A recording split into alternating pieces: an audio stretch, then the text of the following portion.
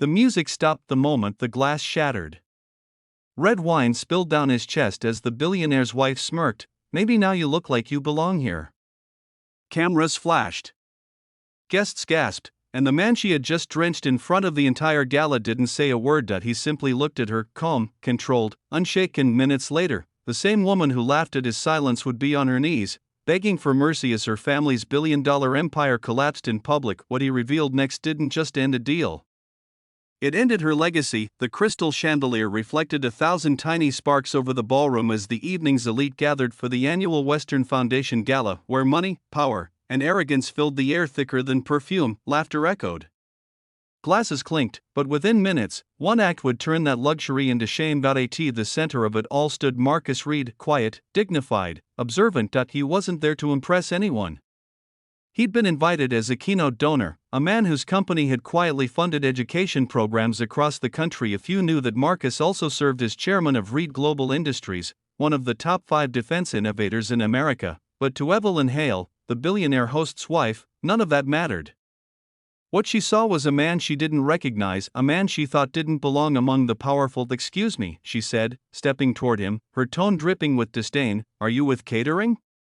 Marcus turned calmly. "No, ma'am. I'm an invited guest." Her laughter cut through the music. "A guest at a $10,000 a seat dinner? Well, isn't that adorable?" Heads turned. Some guests shifted uncomfortably. Marcus remained silent, his composure irritating her even more. "You know," she continued loudly, "some people just don't know when they're out of their depth." Marcus met her eyes, and some people don't realize when they're out of their character. The tension was electric. A waiter froze mid-step. Cameras tilted discreetly. Evelyn's smile tightened.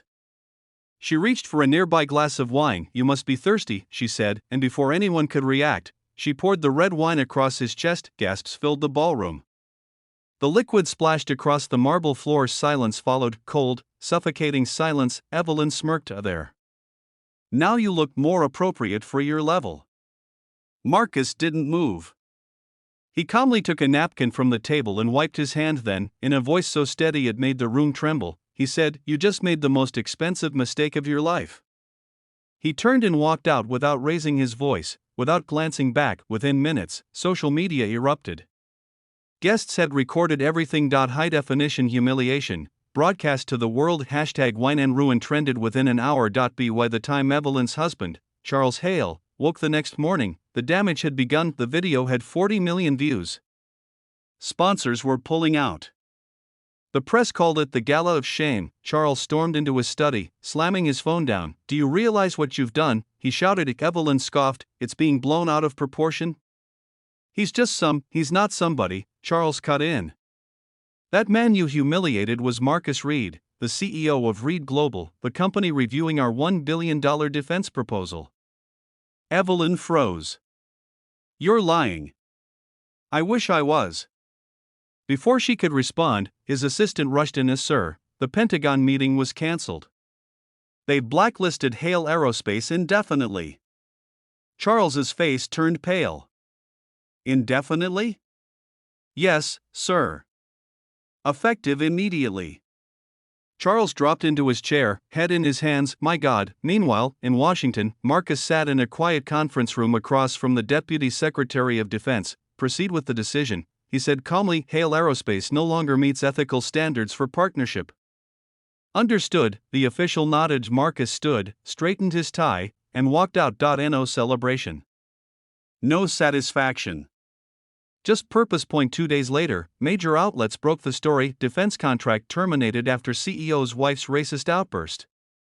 Hale Aerospace stock fell 73% in a single afternoon. Charles Hale resigned from his own board to preserve what remained of the family's dignity. Evelyn became the most hated woman on social media, chased by cameras, shamed by sponsors, abandoned by the same people who once cheered her arrogance. For Marcus, the silence that followed was the loudest justice of all. A week later, a news anchor asked during a televised interview, "Mr. Reed, after all that humiliation, what made you stay silent that night?" Marcus smiled faintly. "Because noise doesn't create change. Dignity does."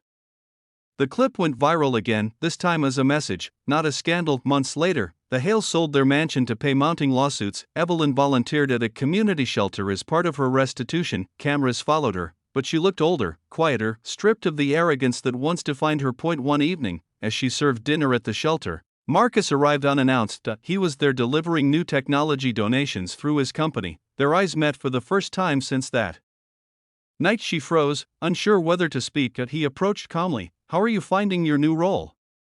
Evelyn swallowed hard. "I'm learning what service actually means." He nodded.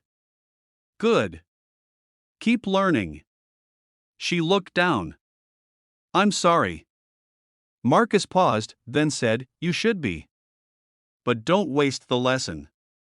Then he turned to leave, pausing at the door. "One more thing," he said without looking back. "You were right about one thing that night." Evelyn frowned. "What's that?" "You said I didn't belong there." He looked over his shoulder. "You were right.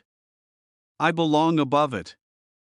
And with that, he walked away, leaving behind the woman whose arrogance cost her everything. A month later, Marcus established the Hale Foundation for Human Integrity, funded entirely by Hale Aerospace's forfeited assets. Its mission: to train leaders in corporate ethics and racial awareness across Fortune 500 companies. At the foundation's first conference, Marcus addressed an audience of CEOs, lawmakers, and students. Power without character is a loaded weapon. Wealth without empathy is noise, but dignity outlasts everything, even empires built on arrogance. The room erupted in applause. Outside, reporters waited as he stepped into his car. One called out, "Mr. Reed, do you forgive her?" Marcus looked into the cameras, calm as ever. "Forgiveness isn't for her," he said. "It's for the lesson the world needed to see."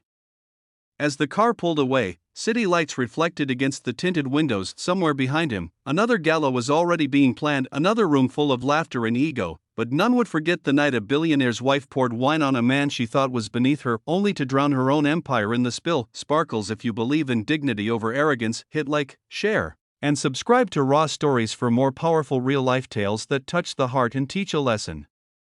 Red Heart.